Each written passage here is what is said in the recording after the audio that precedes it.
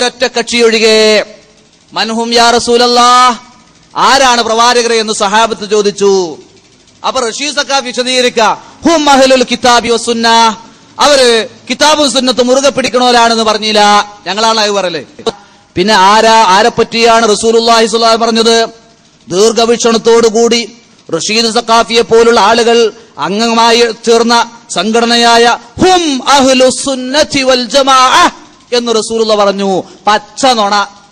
എന്റെ പ്രസംഗം കേൾക്കുന്ന ഏതെങ്കിലും മുദദ്ദിസുമാരോ മുതഅല്ലിമാരോ മുസ്ലിയാക്കന്മാരോ ഉണ്ടെങ്കിൽ ആ ഹദീസ് ഒന്ന് കൊണ്ടുവരി, ഇപ്പൊ തന്നെ കൊണ്ടുവരി. ഈ പ്രസംഗം കഴിയുന്ന സമയം തരാ, ഇത് കഴിഞ്ഞിട്ട് ഇതിന്റെ പ്രവർത്തകരോടുണ്ട്.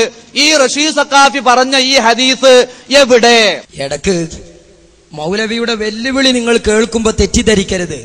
പണ്ടത്തെ പോലെ എല്ലാ മുജാഹിദ് മൗലവിമാർ ഇപ്പൊ വെല്ലുവിളിയൊക്കെ ഏറ്റെടുക്കലുണ്ട്, ചോദിച്ചാൽ മറുപടിയൊക്കെ പറയലുണ്ട് എന്ന് നിങ്ങൾ തെറ്റിദ്ധരിക്കരുത്. അത് ഒതായി നിവാസികൾക്ക് ഒരു പക്ഷേ മൗലവിമാരെ പറ്റി അറിഞ്ഞുകൊള്ളണമെന്നില്ല.